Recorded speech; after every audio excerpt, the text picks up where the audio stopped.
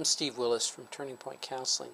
I've been doing counseling and hypnotherapy for 25 years, and during that time there are people who have come in who are a little nervous about hypnosis. There are some who feel that it's going to be some sort of mind control thing because of what they've seen on TV. For others, they might have been to see a stage hypnotist in a Las Vegas nightclub act who caused people to do weird or embarrassing things on stage.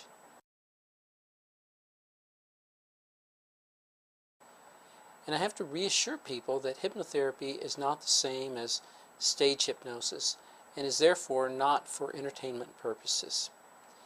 It goes against the professional ethical standards that I live by and that we're required to as therapists to be involved in to manipulate people. But there are some who come in with a fear about how hypnotherapy might affect them spiritually, and this is much more serious. The purpose of this video is to address those concerns. First of all, let me make it clear it is not my purpose to attempt to convince anyone to do something which goes against his or her conscience. We should never violate our conscience, for when we do, we degrade our character. And when that happens, it becomes easier and easier to ignore our values. This video is for those who have heard about the idea that is taught by some churches that when people go into trance, their souls are opened up to demon possession. Now, that is a very serious thing to consider, and it's improper to make fun of beliefs that people sincerely embrace. But some who do not hold these beliefs may still be nervous about it because they've heard about it, and they wonder if it might be true. And that's what this video is about. Is to help you understand what hypnotherapy is. To know that early Christians, that they taught some things about demon possession which might be helpful to us. And to become a little more familiar with the beliefs behind this anti-hypnosis view.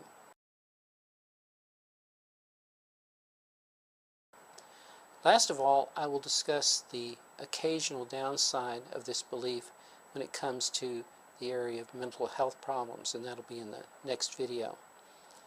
First of all, hypnosis or trance is a natural state in which everyone enters at least every 90 minutes or so. It's like daydreaming. It occurs anytime you lose yourself in a movie or the reading of a book. If being in a hypnotic state puts one at risk of demon possession, then 11 or 12 times a day we would be in that same danger, because society and the media are constantly making immoral and ungodly suggestions to us while we are in essence in trance. During trance state, the overworked, overanalyzing part of our brain at the front of the head moves out of the way, and this is the part of the mind which is the source of most of our anxiety and obsessiveness. This part of the brain also gets out of the way when we go to sleep. And so if that was what opened us up to evil entering us, then that would mean that we would also be in danger when we were asleep at night. Leonard Mlodinow says in his book Subliminal that the front part of the brain up here processes only about 21 bits of information each second, while the rest of the brain back here processes 11 million bits per second. The unconscious portion of the brain, where most of the memories that we have are stored, and where we process everything that comes in through our senses, is no more dangerous to us than the conscious part of us that we misuse to rationalize and justify things that we should not be doing. Gregory Burns, a brain researcher at Emory University, says that this front part of the brain is meant for the purpose of analyzing whether or not we should be fearful and respond to a perceived immediate threat. Instead, we use it to worry and obsess about things that are not dangerous. What did early Christians believe about demon possession? According to Dr. Everett Ferguson, a well-respected early church history scholar, Christians in the first 3 centuries did not believe that Christians could be demon-possessed. The Holy Spirit according to them, filled them so that there was no room for evil spirits. Many years ago, I had a friend named Bill who was preaching in a week-long tent meeting in the southern United States. And several times during the course of the week, he noticed a young man peeking around the tent poles. And every time he went to talk to him, the man would run away. One night, my friend walked around the outside of the tent and came up behind this man, and the man was startled. And so Bill said, "I've noticed that you have been here several times. Are you interested in coming to the meeting?" And the man replied threateningly. He said, "No, I'm a Satanist." And I think that he expected for Bill to react fearfully, but the only response from Bill was, "Oh, okay."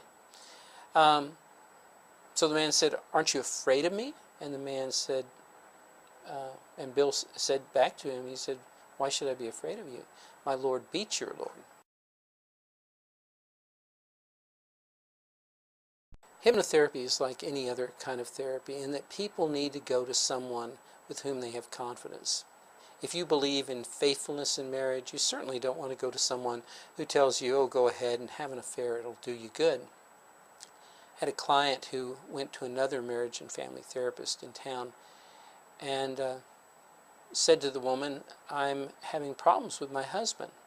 The therapist responded with, "Well, then divorce him." The client asked me, "Is that a normal response?" And of course it wasn't. If you're seeking a therapist, talk to the people that you respect and who live by similar standards as you in order to get a referral to a therapist that they recommend. If that's not possible, be sure to call up and talk to some therapists and ask questions about their backgrounds and their values. I hope this provides some helpful information to you and eases your mind about hypnotherapy. In the next video, I'm going to discuss the damage that is sometimes done by teaching that demons can invade and take over a person's mind.